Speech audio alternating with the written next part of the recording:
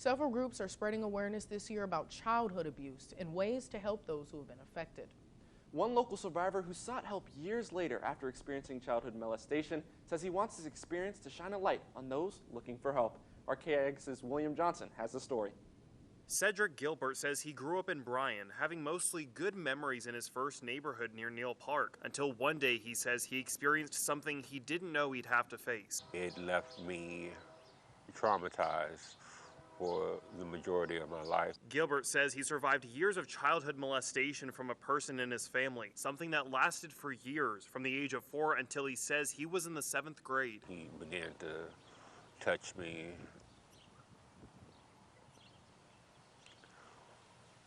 and it created a lot of confusion in my life. As Gilbert's confusion began to grow, he says he finally found the courage to tell his perpetrator to stop, but he says his confusion quickly turned to fear. It took on a more sinister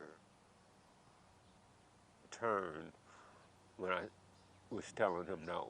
He eventually was able to find the strength to come forward, sharing with his family about what was happening. It felt as if no one took it seriously, I thought, in my family. Eventually, Gilbert says he got help from the Sexual Assault Resource Center, also known as SARC, that says molestation always needs to be taken seriously. Childhood trauma it's such a pervasive thing. You know, it lives with you your entire life. LeBlanc says that oftentimes survivors have a hard time disclosing their situations, but that the group is able to help years later. And if someone receives services, or maybe they didn't receive services, but were molested as a child, we can serve them later in life.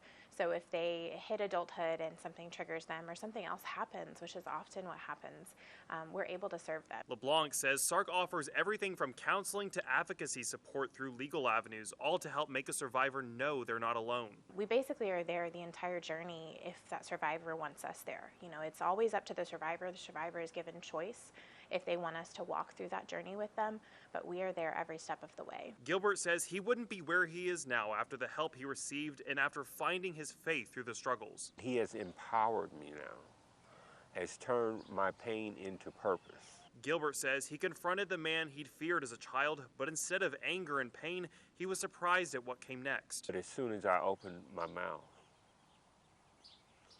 what came out was none of that. It was, "I forgive you." And that was genuine. Now Gilbert says he's using his experience to help other survivors know they're not alone. It's important for me, now that I've been healed, to do my best to bring light to those who are in darkness, to let them know they're not alone, to know that there is hope. In Bryan, William Johnson, KAGS News. LeBlanc says if you're looking for assistance, to call their office or at their hotline at 979-731-1000. There is help and hope.